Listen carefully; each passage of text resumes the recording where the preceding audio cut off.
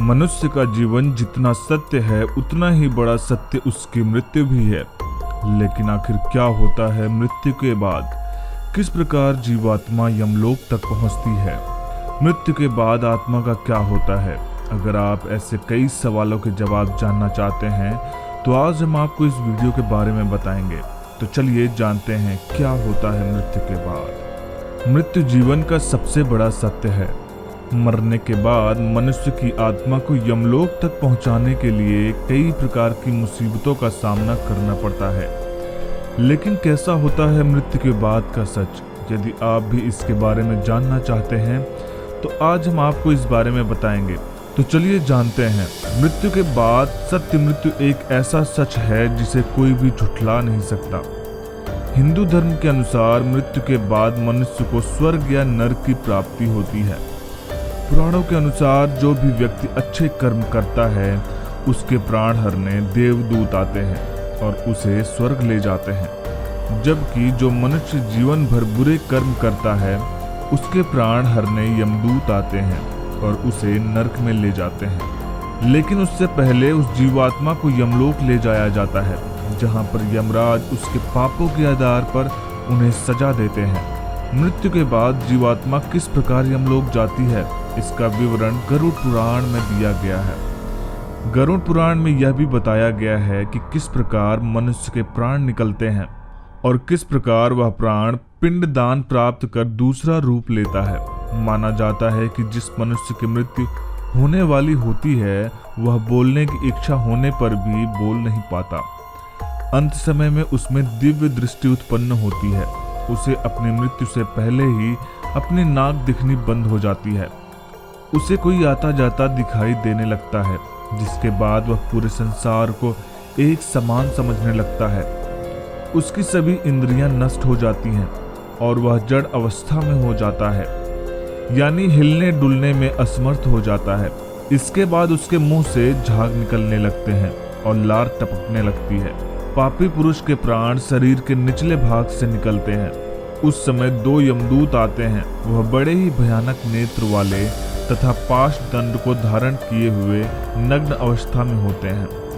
वह अपने दांत किटकिटाते हैं। यमदूतों का मुंह टेढ़ा मेढ़ा होता है और नाखून ही उनके शस्त्र होते हैं। ऐसे भयानक यमराज के यमदूतों को देखकर प्राण मल मूत्र का त्याग करने लग जाता है। उस समय शरीर से प्राण पैर के अंगूठे के मार्ग से निकलते हैं, जिन्हें यमदूत पकड़ लेते हैं। यमराज उस व्यक्ति के प्राणों को पाश व जाल को गले में बांधकर उसी क्षण यमलोक ले जाते हैं, जैसे राजा के सैनिक दंडनीय प्राणी को ले जाते हैं। उस पापी जीवात्मा को थकने पर भी आराम करने नहीं दिया जाता। इतना ही नहीं, यमदूत उस पापी आत्मा को यमलोक की यातनाओं के बारे में भी बताते हैं, जिसके बाद वह पापी जीवात्मा अपने पापों के साथ यमलोक में प्रवेश करता है। उसे यमलोक में कुत्तों से कटाया जाता है और गर्म चीजों पर भी चलाया जाता है। वह भूख प्यास से भी तड़पता है। तब यमदूत उसके पीठ पर चाबुक मारकर उसे आगे ले जाते हैं। वह आत्मा अंधकार में मार्ग से यमलोक में प्रवेश करती है। गरुड़ पुराण के अनुसार यमलोक 99,000 योजन दूर है, जिसके बाद उसे भयानक नरक की यातना दी जाती है। इससे वह जीवात्मा यम की यातना देखकर यम से आज्ञा पाकर कुछ देर के लिए आकाश मार्ग से ही होती हुई अपने घर को आती है। घर पर आकर वह आत्मा फिर से अपने शरीर में जाने की कोशिश करती है, लेकिन वह आत्मा यमदूतों के पाश व जाल से मुक्त नहीं हो पाती।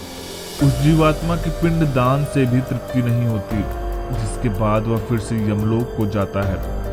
जिन लोगों के पुत्र आदि पिंड दान नहीं करते हैं वह आत्मा प्रेत योनि में चली जाती है। गरुड़ पुराण के अनुसार 10 दिनों तक पिंड दान अवश्य करना चाहिए।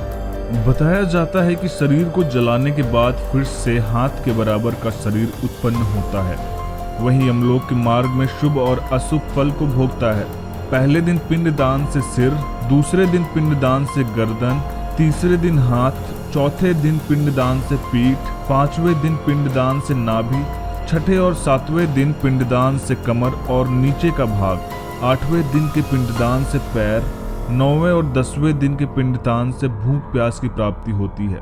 ऐसे पिंड शरीर को धारण कर भूख प्यास से व्याकुल प्रेत 11वें और 12वें दिन का भोजन करता है।